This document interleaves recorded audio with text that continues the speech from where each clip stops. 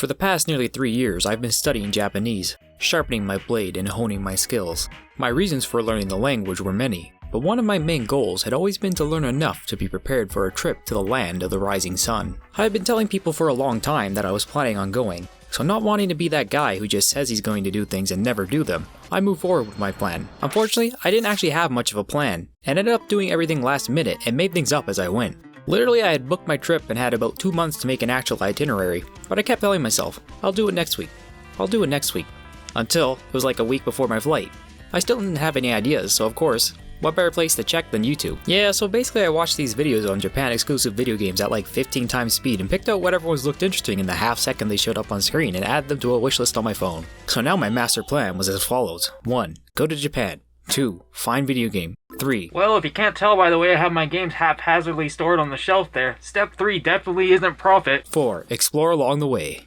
Well, that wasn't really my whole itinerary. I did have one plan that would take a whole day out of my 22-day trip. My friend and George Joestar, Kazi, was staying in Kyoto at the same time for a university, and we made plans to meet up there. Now I only had 3 weeks worth of unplanned days to deal with. Great job, me. Truth be told, I'm not nearly as smart as my 25-minute George Joestar film references video essay makes me out to be. Oh, and this would also be my first time being by myself for more than a day, let alone traveling solo. What could possibly go wrong? Well, I started off the trip good. Getting off my first plane, I was tapped on the back by an old man who had seen the Ultimate Thin Cars shirt I was wearing. He had most likely read the description on the back about the perfect being. He asked if there was a picture of the perfect being on the front of the shirt, so I turned around to show him. He thought it was pretty cool. Why are you running? Why are you running? Oh yeah, and my flight to Japan got delayed due to engine issues, so now I was going to arrive in Japan after 11 PM while my hotel closes at 12 AM. Fun! But I was on the running team in elementary. If anyone could make it, it would definitely be me. Well, I guess this is where that what could possibly go wrong bit comes in. You see, ever since my first flight, I've been feeling a bit off. I thought perhaps that I was dehydrated, so I drank a ton of electrolyte-filled drinks any chance I could get. But I didn't really feel any better. At this point, I'd also lost my appetite. On this last flight to Tokyo, it had gotten so bad that I couldn't even keep my head up during the flight. I had an entourage of pretty Japanese flight attendants looking out for me, giving me water, taking my temperature. I was all good armpit-wise, so I didn't have a fever or anything. Eventually I had to get up and go to the washroom, and soon found out what was wrong with me. Vomiting pure liquid into the sink multiple times. Turns out, I was just extremely airsick. By the way, I didn't figure that out until I got to my hotel. As I came out, one of the flight attendants gestured to me to ask if I puked. I gave a thumbs up with a smile and went back to my seat, only feeling 10% better, and I kept my head down pretty much the entire flight. As we lowered altitude and prepared for landing, I was able to keep my head up. I was relieved to have finally made it to the final stretch of the journey, but unfortunately, we were in for a rough landing. Something definitely went wrong this flight because the wheels slammed so hard into the ground that the whole plane jumped and rattled. This immediately caused me to need to vomit, but unfortunately I had never been informed of any sort of vomit receptacle I could use. In that split second I had to think like a great detective and determine what around me I could safely vomit into. Luckily at the beginning of the flight, both chairs next to me were empty, and every seat came with a complimentary pillow which was wrapped in a plastic bag. So I did the only thing I could and grabbed the pillow bag next to me, ripped the pillow out of the bag, and proceeded to vomit directly into it. My aim wasn't perfect, but most of it ended up in the bag. Unfortunately, I didn't detect beforehand that these plastic bags had some sort of semi-permeable membrane, because I noticed when I put the bag down it somehow managed to keep seeping outside of the bag. As I disembarked, I informed the staff of my heinous deed and exited the aircraft. It was shortly after 11 PM, and somehow I had to make it through Japanese customs, then from Haneda Airport to Kamata before 12 AM, without puking. The lineup at customs was huge, but I made it to the train in the nick of time. Luckily, I'd managed to grab myself a Suica card before my trip, even in spite of the shortage, so I didn't have to worry about figuring out how to print a ticket and was able to easily walk onto my train with a simple tap of the card. By the time I had gotten off my train in Kamata, it was 11:50 PM. I was in an unfamiliar place, the streets and layout of the city very much foreign to me, and when I checked Google Maps on my phone, it said it would take another 8 minutes to walk to my hotel if I followed the map perfectly. That meant if I did everything right, I would get there within 2 minutes of them closing. I was not a fan of those odds. The chance of me taking a wrong turn or getting redirected was high, so in spite of just having been sick mere moments ago, I had to do the only thing I could do to save time: run. That's right, out in the dark streets of Tokyo, humid and 30 degrees, I began to run faster than ever before, taking inspiration from a certain blue Japanese creature known for having that very skill. At one point I had slowed down for a breather, only to be approached by a woman standing in a rental parking zone who asked if I would like a massage. This would be my first opportunity to use Japanese, telling this harlot to get off my tail in the most polite way possible. The only word I could recall for a moment like this was "Kekko." And without even the courtesy of a desk, I ran off to the hotel and made it in just the nick of time, at exactly 11:56 PM. The check-in process was fairly simple, but unfortunately I came ill-prepared, for some reason being under the assumption that the staff spoke English. They asked me what I imagine are the usual check-in questions, and I answered them gracefully, telling them that this was my first time speaking Japanese, expecting to be recompensed with a much prestige Nihongo Jozu. Only to unfortunately have that dream shattered with a mere Nihongo okay as I grabbed the keycard and headed to my room. But whatever, at the moment I got into my room I was relieved, thinking I was no longer sick. After all, I pretty much ran an 800-meter dash without issue. Boy, was I wrong. Not soon after I felt the need to puke again and ended up vomiting about 10 times in a row into the bathroom sink. At this point, not knowing what was wrong with me, I was contemplating calling an ambulance, but I decided to stick it through, knowing that I was built different, and eventually it all subsided. The next day would be my first real day in Japan, though at this point I still didn't know what my illness was, so I decided to take things easy, relaxing in my hotel and making a short trip to Don Quixote for some crackers. Yeah, I basically ate Ritz crackers and the occasional banana for the next 4 days, following a sort of brat diet in case there was some sort of disease in my stomach. Just imagine someone asking you what your first experience with Japanese food was and your answer is crackers and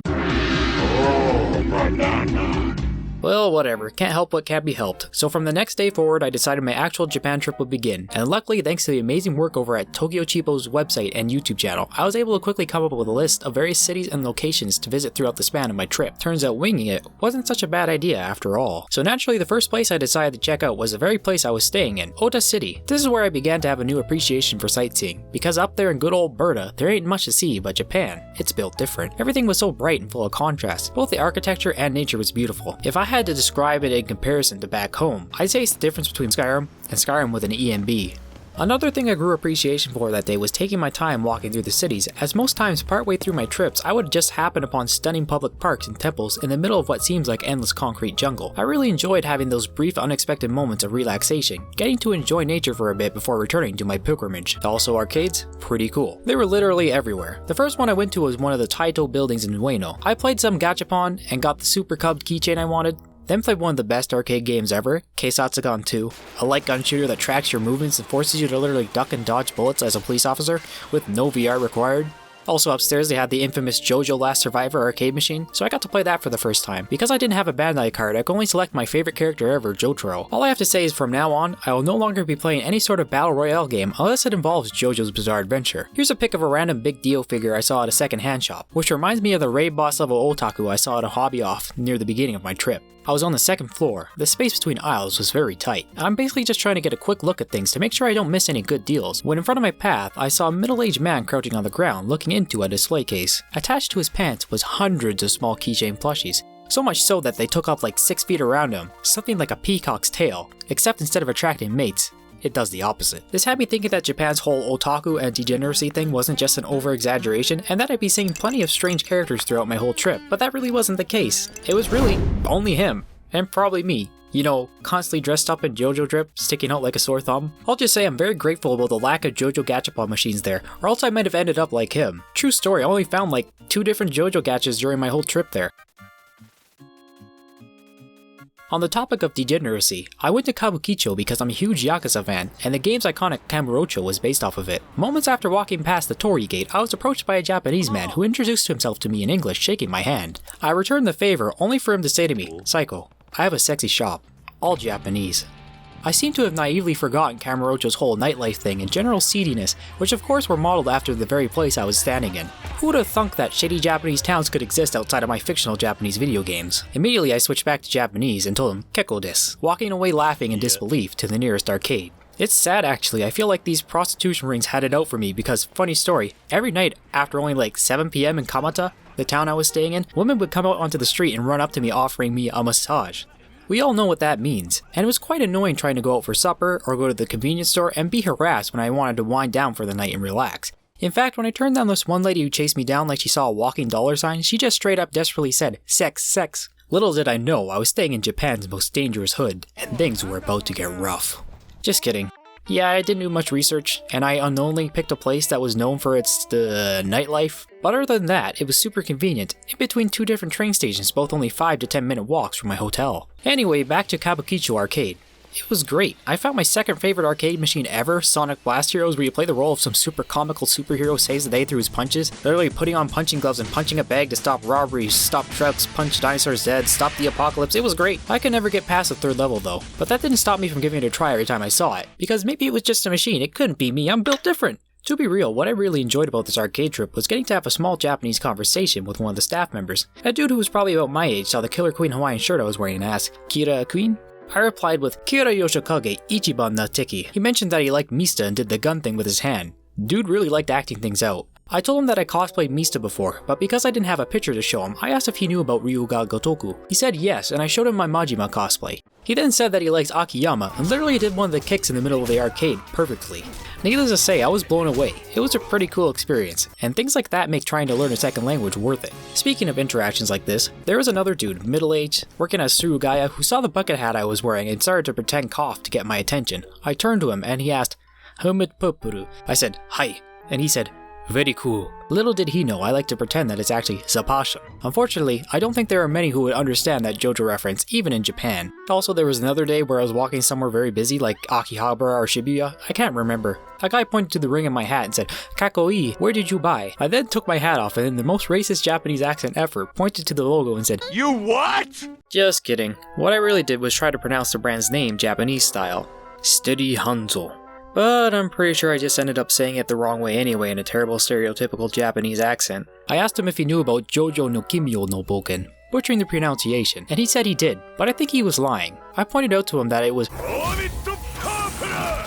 which he should have known in the first place if he was a real JoJo fan, shaking my head. I guess I didn't finish my Kabukicho story. So I went to Don Quixote, I found a pair of breasts, thanks Japan, very cool. Saw the giant Godzilla on the side of Toho Cinemas, and saw some funny English when crossing the street. Remember folk, no smoking on the street. It's actually funny because other than that one thing, I didn't actually see much English anywhere else, which was surprising. All the memes you see online would make you think otherwise. This last photo sums up my thoughts about Kabukicho. When I was done there, I went to the Tokyo Metropolitan Government Building's observation deck, 45 floors up. Windows on all sides to see the vast extent of the city, and as you can tell from the photos, it does in fact seem to sprawl out endlessly. There was a guy in the center playing the piano. From what I could tell, it was various different video game tracks, Pokemon and the like. And for a second there, I swore I could hear a Xenogears track, and being 45 floors high up in the sky, I couldn't help think of the Tower of Babel.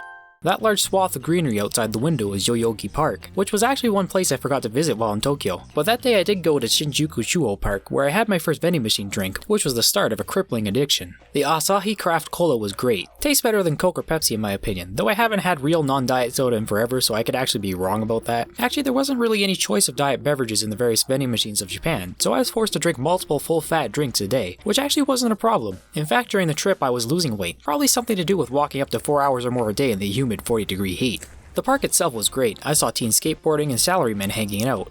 I didn't take many photos as I was just there to wind down and relax at the end of the day. Next day I was around the Harajuku area walking and spotted a JoJo Lands advertisement BTW. This is where that cool shopping center with a whole forest growing on top of it is. Also while walking another hour-long route in the tight residential streets trying to get to another book-off store probably, I found another random park just off to my right midway through. Moments like these made me feel like a real-life adventurer. Eventually I ended up in Modoff and found this really cool shirt. I would have bought it, but it was a little too expensive for my taste. I reserve that kind of money for JoJo fashion collabs. Also, I think they ripped off my totally original character design. Also, inside of a mall I went to a Daiso, which is like a Japanese dollar store. Crazy thing is, unlike over here in Canada, where dollar stores can no longer sell most of their merchandise for $1, pretty much everything there was 100 yen, which is insane. I ended up getting a bunch of Coca-Cola souvenirs and a bunch of other knickknacks. After that I went to a book off and found this base Canadian Patriot hat that I wish I'd bought, just because the whole premise of wearing it sounds funny. And while I was out walking again, I spotted a shrine, a seemingly abandoned batting center, and managed to get a nice pic while on a pedestrian bridge. I have to say, Japan's waterways, very clean. Then I ended up in Shibuya and went inside the underground Mandarake, and saw expensive AF Astro Boys and some Dorimons. I remember the second time I went there, on the way out, I held the door open for some tourists. One guy came in, then another, then another, then another. I wasn't sure when this was going to end, but eventually 50 or so guys later, the last group came down. There in front of me stood a 6-foot-tall German man who told me in his German accent, "It is raining out there," with water dripping from his head. I had then realized in that very moment, every one of those guys I had let in were German. My reaction was basically this. The next day I went to Asakusa and visited Sentoji Shrine. The place was huge, tons of tourists, and the gates had really cool guardian deity statues inside of them. The camera doesn't quite capture the scale well, but this pagoda was huge. Also, there was these birds here me and a few other people got fooled by, thinking they were real. After that, I went to Tokyo Skytree. I stopped at McDonald's and had one of their unique to Japan burgers. I can't remember the name, but it was a beef burger with egg, cheese, perhaps teriyaki sauce, and mayo. I also got shaka shaka chicken, basically a large chicken tender where you dump a flavor packet into the package and shake it around to coat it. In my case, I got cheddar cheese, and it was really good. Tokyo Skytree is the tallest structure in Japan, as well as the tallest tower in the world, though it only ranks 3rd in height for general structures. You do have to buy tickets to go in, with the base ticket only covering the deck at 350 meters, but the combo ticket covering that and the even higher Galleria at 450 meters. Of course, I didn't see the point on not going all the way, so I got the combo ticket. A lot of the pictures here are just from the deck too, and it's crazy how you can see out to the coast and so many buildings in one shot. When I got to the Galleria, it was one of the few times I decided to take out my expensive video camera and take pictures with it. Looking at these photos is absolutely insane. Skyscrapers look minuscule in comparison. In fact, the whole city looks like some sort of small diorama. I also took some videos to show the scale.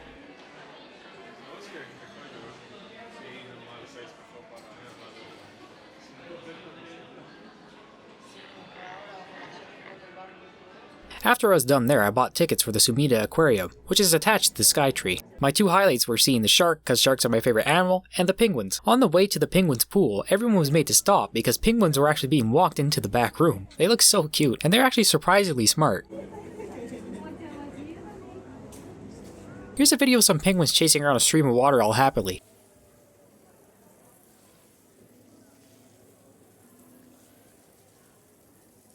Here's a few seals swimming around. On my way home, I saw this cool statue of a bunch of winged turtles standing atop each other. The next day, I was probably walking to another second-hand store when I stumbled across a giant forested shrine in the middle of the city. I knew then and there I had to explore it. Turns out the place is a shrine for Emperor Meiji and Empress Shoken, who led the Meiji Restoration. To make a long story short, if you love modern Japan, they're basically the ones who laid the groundwork for it. To quote this sign, the Meiji period was an enlightened period during which a policy of Japanese spirit and Western knowledge was adopted to learn the best of Western culture and civilization while keeping Japan's age-old spirit and revered traditions. These barrels here are full of wine offered by Bourgogne wineries which were consecrated here. Another display had barrels of sake which are offered up to the souls of the Emperor and Empress by the many sake breweries who wish to show their respect as they are said to be enshrined in that very place. I also went to Nakano Broadway, a multi-floor retail maze consisting mostly of different specialty mandarake stores. Those spattered throughout were various other small businesses that sold anime and video game merchandise. I ended up coming back a second time near the end of my trip to buy some expensive video games that I'd failed to find anywhere else during my journey. And what do you know? There were 2 different copies of the game for sale, so of course I picked the cheaper B-grade one. The shop clerk was a Korean dude, and he spoke English with me and urged me to carefully look it over. He continued to point out various small defects and deformities, which made it less desirable than the much revered A-grade copy. Little things like small scuffs on the manual and being able to see the imprint of the disc holder when looking at the back of the case. I told him such things hardly matter to me, and that in my country, we're lucky if an item we buy used actually comes in the conditions stated in the advertisement. He then said when it comes to these things that we have different eyes than you, and that presumably both Koreans and Japanese really care highly about the condition of the items they purchase. Though it may seem a bit funny, I find this phenomenon to be quite advantageous, as you may know if you've experienced purchasing overseas from Japan, that because of the scrutiny, many items that appear perfect to us actually end up selling for much cheaper as they may see small issues in them with an item being in a somewhat bad condition in their eyes. I've bought so-called C-grade items which almost appear to be mint condition for cheap, and I also bought an untested pile of electronics which was called junk, and managed to get 2 working Nvidia Shield prototypes out of it for next to nothing, if you ignore the cost of shipping overseas. The next day I went to Ikebukuro, and one of the arcades there had to have the largest Last Survivor hub in Tokyo, with cardboard cutouts of all the different characters strewn throughout and various posters and displays hanging proudly on the wall. There was also a machine that was hooked up to a capture card so you could record footage or live stream the game if you wanted to. Outside I saw this tiny 10-wheel Ikebus which was quite quaint. I also stopped by the Pokemon Center, which unfortunately would have been more magical for me 4 years ago or so as my love for the Pokemon series teetered off with the failure of Sword and Shield. I don't know why I still buy the games because I never play them anymore. This is also the first day I ever dined out at a restaurant in Japan. I went to Kwaena Hawaiian Burgers and got the chunky cheeseburger combo, which was oishii desu. At the end of my meal, I tried to stupidly pour the ice cubes from a drink into my mouth and ended up spilling a whole bunch on me and on the floor. Whoops. I had also heard there was an Evangelion store in the Parco in Ikebukuro, and as I went there I ended up finding a mother pop-up shop that was only open for September. Very cool displays and lots of great merch. It was a tad expensive though, so I only ended up buying a keychain for my wallet to signify my hatred for Reggie Fils-Aimé for having never given us Mother 3. How about this instead? The Evangelion store was a small shop selling mostly clothes and a nearly $400 suitcase. Yes, I was tempted, but the markup over a normal suitcase was too atrocious even for me to stomach. Plus, it would probably end up getting damaged and scuffed to heck, if not completely destroyed at some point at the airport, if it actually got used during travel. Also, that night while I was outside walking in the rain, I saw something wild. A tanning salon called Black People. I'm sure they didn't intend to be racist, but I couldn't stop laughing after seeing it. Next up, I went to Kamakura, first visiting the Surugaoka Gachimongu shrine. I took a ton of pictures. I think the giant lily pads growing on the lake was pretty cool. After that, I started walking to a distant hard-off store. Along the way, I realized that Kamakura is a very scenic location. Many buildings have a sort of retro look to them, as if they've never been updated, and the forest seems to grow all the way from the mountain into the very homes and streets themselves. The whole place was full of nature and greenery.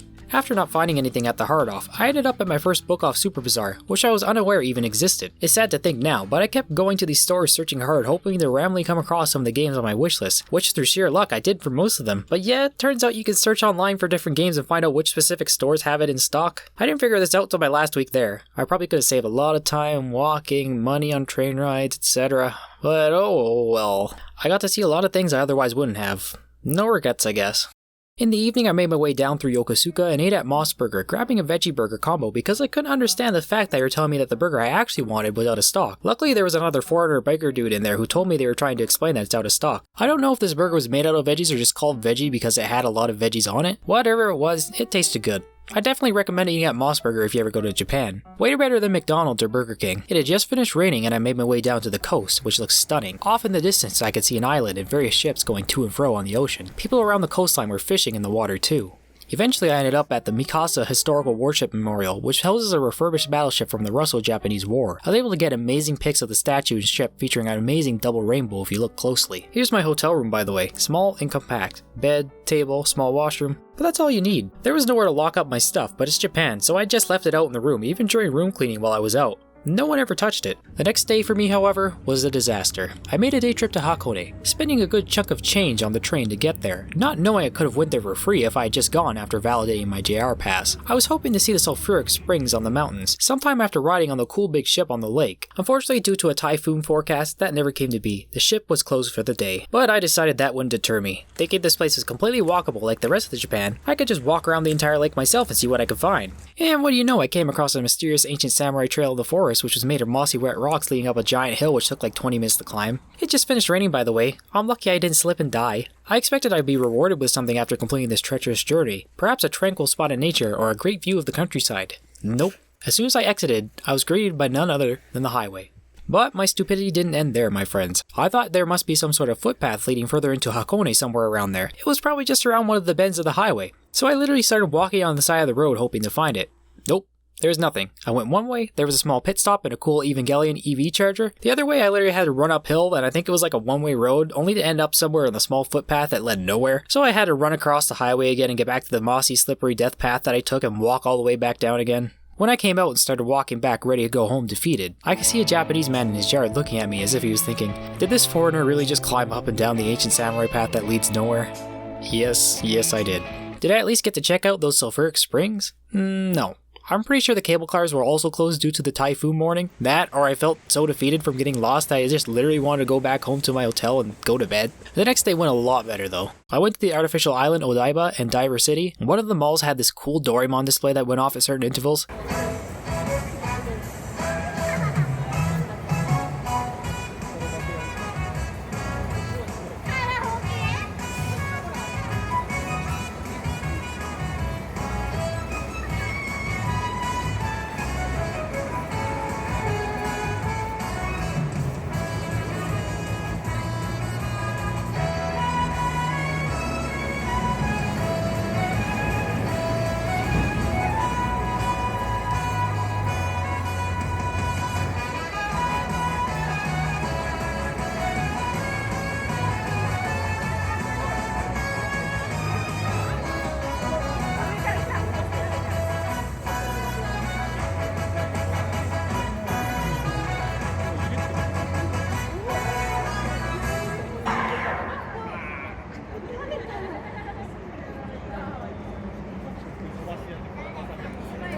Just like this giant transforming unicorn Gundam.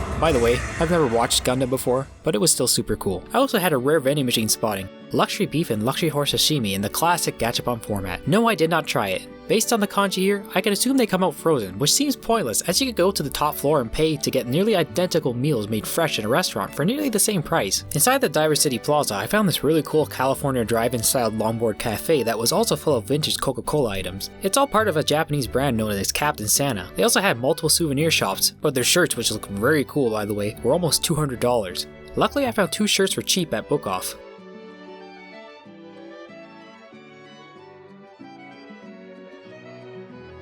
At the restaurant, I got a double cheeseburger and a Cupid drink, which was a mix of Coca-Cola and Calpis. The drink was amazing, by the way. Calpis is basically a cultured milk drink. Sounds weird, but I like it. Outside, I got some nice shots of the ocean and Tokyo from the distance of the beach. Also, here's a Lego giraffe. And they seem to love the French here, unfortunately. Next day I went to a Japanese McDonald's and got to see good old Donald McDonald. They, alongside other fast food places there, delivered with these really cool themed trikes. Here's a church I found with a cool mural on the outside. You don't see many churches out there, so it was quite the sight.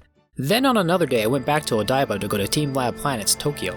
This isn't some artsy smell your own fartsy kind of exhibit. The entire thing is a multi-sensory experience and was really fun. In fact, this is one of the places Mr. Beast showed off in his Japan video. I wasn't lying about it being a multi-sensory experience, by the way. They make you do everything barefooted. In fact, you're in water for nearly half the tour. The first thing you do is walk upstream down a dark hallway which has a river of water flowing down it.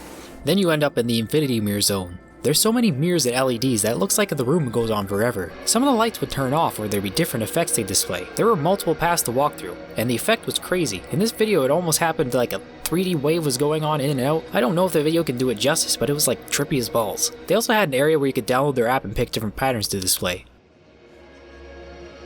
The next area was a pond with fishes made of light swimming through it. If you touched one, it would turn into a flower. They also leave a trail as they swim, which adds up and fills the pool with color completely.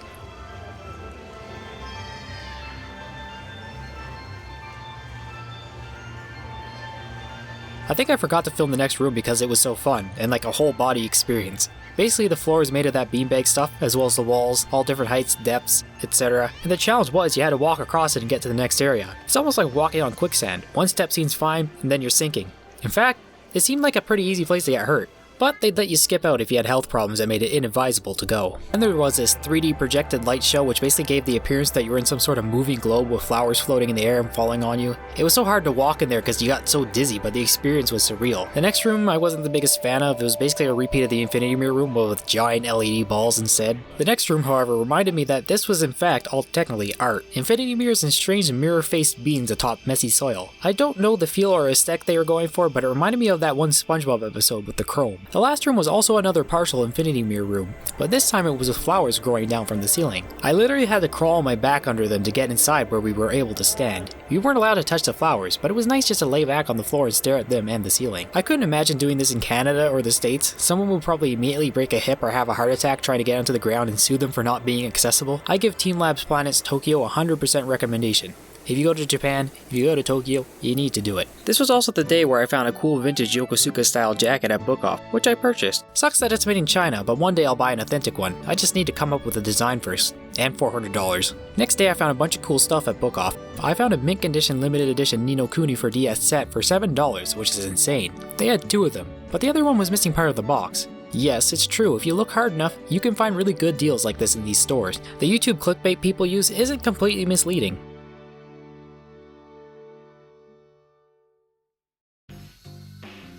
I'm not sure when I found this, but one of my favorite games, Phantasy Star Portable 2 Infinity for PSP, I found the premium box for like $9, which comes with the game and a PSP pouch you can hook to your belt. I was so happy to find this. I remember when I was a kid and I beat the original PSP 2 and learned about Infinity, and that I wanted to get this box, but it was a rare find on eBay at this time, and it definitely wasn't as cheap. And if I recall when I opened it, everything in there was pretty much brand new, which is amazing. Also, I went to the glam store in Tokyo to pick up another JoJo shirt. The shop clerk was very kind and he spoke some English. We chatted for a bit and I told him about all the shirts of theirs which I already own. I told him then that I wanted the black Iggy vs Pet Shop Aztec t-shirt. It seems he must have misunderstood me when I was telling him about all the other shirts I owned as he brought them all up to the counter. I then casually played it off, acting like I had only decided I needed the one shirt. He asked me how I knew about their shop. I told him from online, and then he asked, Sea Dog VA?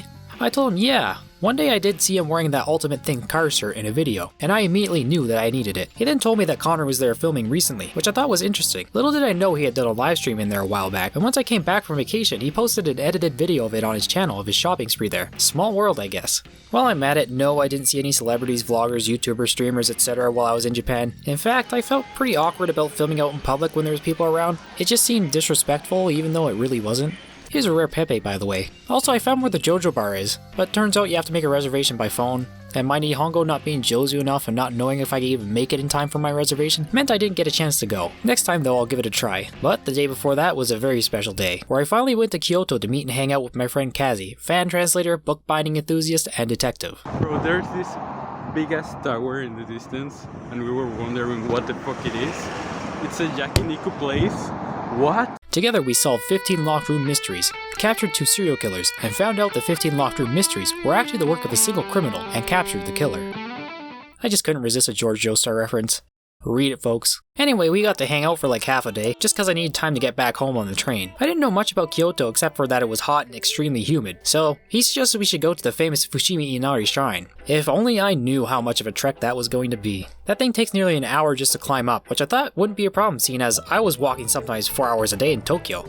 The weather network said it was 40 degrees with 90% humidity. The instant you walk outside there, you become drenched in sweat. I questioned what would happen if there was 100% humidity. Would we be swimming around Kyoto? But yeah, the place was beautiful. Tons of torii gates, fog statues, etc. Stunning. Also, funny thing is, when you get about halfway up, it actually looks like you're already at the top. We probably would have thought that if he hadn't been there before and already figured that out. Eventually we did get to the top, and yeah, it looked the exact same as the middle section. We were so exhausted at that point I decided we wouldn't bother climbing up to the tippy top where they kept a bunch of small shrines. At least the descent was a little easier. After that we hit up the kombini right next to the shrine for some drinks.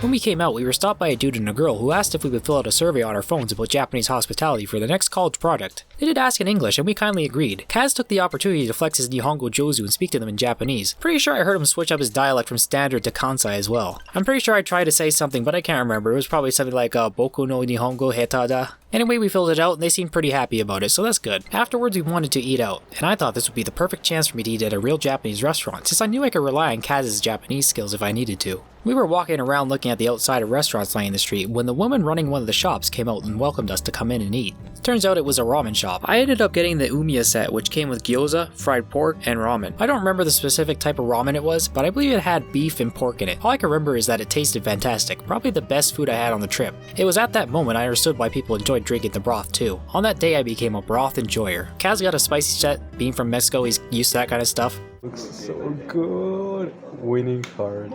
I bet he wouldn't survive the cold Canadian delicacy of yellow snow, however. Also, one of the best parts about eating out in Japan is how cheap it is compared to over here. Both of us were stuffed beyond belief, and it came out to less than $30 Canadian. To thank them, I had Kaz teach me how to properly say Gochiso-sama deshita.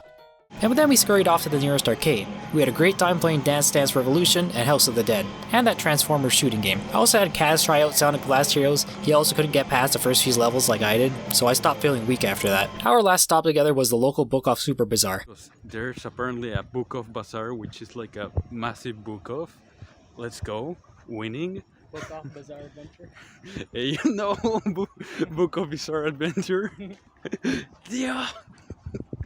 We basically just took a look around. I swear they had some ancient Japanese manuscripts sitting on the shelf for like $20. Kaz also recognized a ton of books and told me about their authors, their writing style, if he liked or hated them. I think he also mentioned that one of the mystery authors whose books were on the shelf wrote his stuff in classic Japanese. When I heard that I thought of course he did, as it seems these Japanese mystery authors all have their classic weird quirks and hyperfixations that they put into all their works, which definitely seems the case based on my exposure to the works of Otoro Maijo. Bro just seems like he vibes with being out there as much as possible with his subject material. I mean, he's the dude who wrote George Joestar, so he's gotta be a little strange. And with that, our day was over. We eventually ended up at the JR train stations and said our goodbyes and shook hands for a while. He said we could hang out in Mexico one day if I ever went. I might take him up on that offer someday, though I fear I'd be a target for the cartels due to my obsession with wearing high quality JoJo drip every outing I take. Maybe I'll dress like Mista to prove I could be a gangstar as well. And if that doesn't work, maybe his luck will rub off of me and I'll be able to survive taking a few bullets myself. The next day nothing eventful really happened. I had some nice food at Nakao, all this for like $15. I ate half the pork tonkatsu before I remembered to take a pic. Also, that chicken thigh had like a pound of white rice underneath, plus I got a small bowl of ramen. Not gonna lie, it was hard to finish all this. Eyes were bigger than stomach at the time, but I know not finishing your food might be considered rude, so I pushed through. Also, it was late at night, like an hour before my bedtime. I got black tea because it was the only drink available on the ordering machine, not knowing that the water came for free, and I drank it. Turns out not only energy drinks contain caffeine. Jeez, I'm dumb.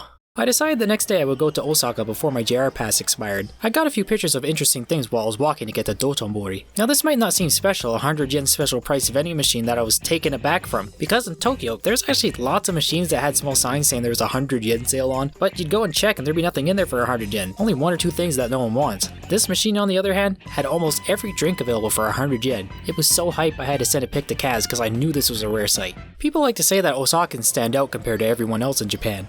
I mean, I'd say it's true. Just get a load of how extra this Osakan church is. I don't think I saw anything like this in my whole time in Tokyo. But hey, as a Christian, it's actually very cool to see active Protestant churches in Japan, especially considering the nation's history with the Catholics. Anyway, after that and browsing a few game stores, I ended up in Dotonbori for a quick walkthrough. I basically just wanted to see how similar it was to Yakuza Sotenbori. And yeah, it was just like Yakuza. See the big crab? He's in there. Walking around, I felt like I was going to end up in some sort of strange sub-story, like someone would jump out in front of my face for some strange reason and... Hey, Japanese! Yeah. Osakans are built different. I don't know why, but they really love Spider-Man here. I saw like 3 statues, one was caked up AF. There was also like 2 dudes dressed up as Spider-Man. After that short tour, I made a stop by Nara to go to the famous deer park before heading home. In the past, the deer here were considered sacred and thus killing them was prohibited, and now they freely roam this park and mingle with the locals. These deers are famous for bowing like the Japanese do, but they do so hoping to get food, crackers in particular, which you can buy from vendors around the park for a few dollars. The deer are smart animals and some will persistently chase you down and nag you for crackers. I ended up giving all my crackers just to one deer because it kept running after me and headbutting me in the back.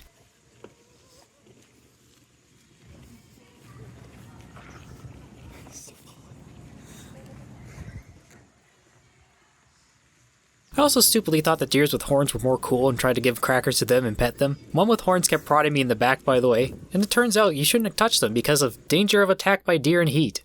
Whoops. By the way, here's the deer's moveset. Bite, kick, butt, knock down. These guys are constantly hungry. In fact, I caught one eating a pamphlet. I had to go over and distract him by bowing to get him to drop it. I grabbed the pamphlet and then had to find a public garbage, which are already difficult to find outside in Japan in the first place. Not to mention the fact they definitely wouldn't have any in the park due to the deer. So I found the building the pamphlet came from near the entrance of the park, and luckily they had a washroom garbage for me to put it in.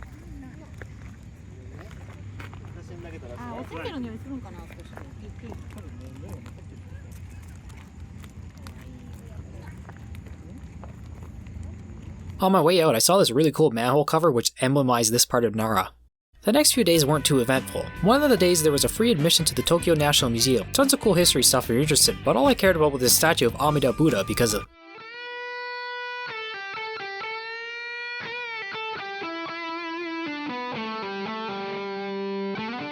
Then that night I bravely decided to go to a sit-down fast food restaurant where I had to order. I only wanted gyoza, but I guess it only came with a set. I ordered this fried noodle thing which I had no idea how to eat. I couldn't find instructions online because I couldn't figure out what it was called in the first place. I found out later you're supposed to split it up and add vinegar and other sauces which were laid out in front of the dish in front of me. In the end I tried to mix up everything that was already on the plate and somehow pick up as many hard crunchy noodles as I could with the chopsticks. It tasted good, but I made it too hard for myself being unprepared.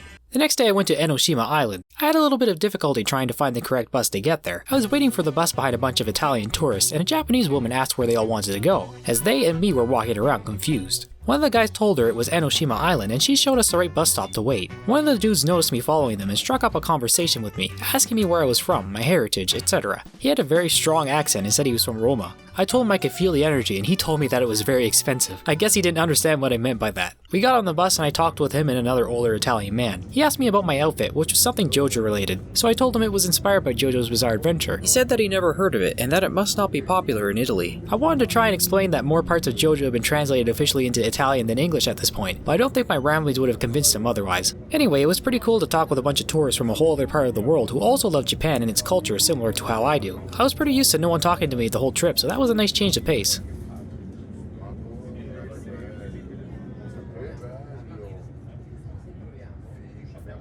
Seeing the view from the sky cradle there was something else as well. A beautiful shot of Japan's coastline.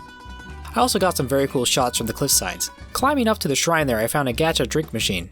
I got this Asahi energy soda called Dodekamin. Too bad it wasn't from the JoJo collab. Being able to walk on this small patch of rocky land at the coast was surreal. I truly felt like an adventurer in this moment. After this, I went to the Iwaya caves, which required me to walk around with a candle to navigate. Legend went something like this. Long ago, this dragon used to terrorize the area, eating children and such. Until one day he saw the goddess Benzaiten and wanted to marry her. The goddess said she would not consider his proposal until he changed his ways. So he did, and the two protected the area together and it prospered.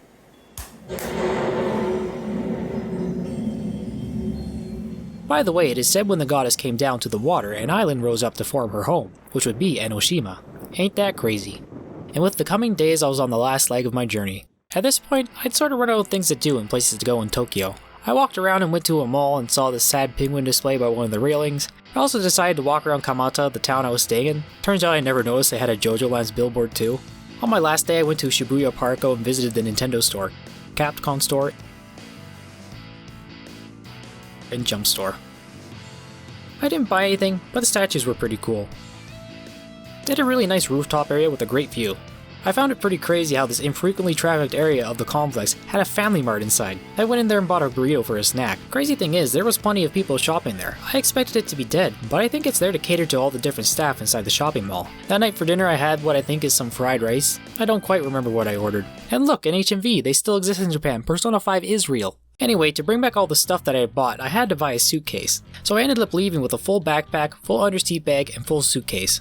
All in all, I bought a lot of souvenirs for my family, and I think over 50 Japanese exclusive games, which you can see here. I hope to eventually play some of them someday and make videos about them on the channel. I think a few of these could make for some really interesting content. By the way, the Japanese airport security process was amazing. What's wild is that their customs area is based off of the honor system. The customs desk is not blocked off by guides and gates, in fact, you can just walk right past it. Being honest, I went up to the passport scanning machine and tried to scan my passport, and it wouldn't work.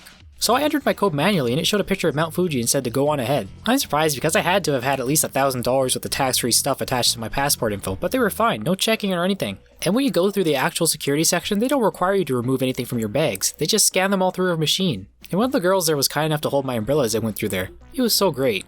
Oh, by the way, I lost that umbrella in one of the airports in the States.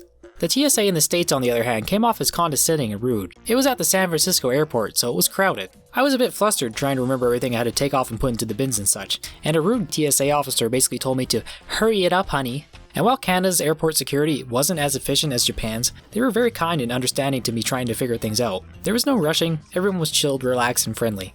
And now I understand why Americans hate the TSA. When I got back to Canada and went to customs, I had to declare the value of all the purchases I was bringing back with me into the country. I was well over my personal exemption amount and was going to have to pay. I knew to keep all my receipts in preparation for this, and I also kept a running count on how much money I'd spent on the goods I was bringing back. I printed my declaration at the machine and talked to the officer. I'd calculated that it was going to cost me over $100 in taxes, but as I was talking to the officer about the nature of my purchases, mostly being exclusive Japanese video games and some souvenirs I got, he accidentally marked off the wrong part of the form. He then told me it was my lucky day and that I get to go ahead. I wasn't sure what he meant by this, so I asked if that meant I didn't have to go into the customs office and pay taxes. He said, yep. It was his mistake, and now I don't have to pay anything. So I gotta walk away scot-free into the airport, elated that I'd saved some money, seeing as I spent such a ridiculous amount during the trip. And that was basically the end of my story, except I felt a bit plane sick again, and the ride home made me nauseous, and I had trouble sleeping because of it, etc, etc. At least I wasn't puking again. Next time I'll take some gravel with me, I guess. Also, I ate at a new pizza restaurant when I got back to celebrate my return, and had food poisoning for a week straight. I have a bad case of diarrhea. I have a bad case of diarrhea.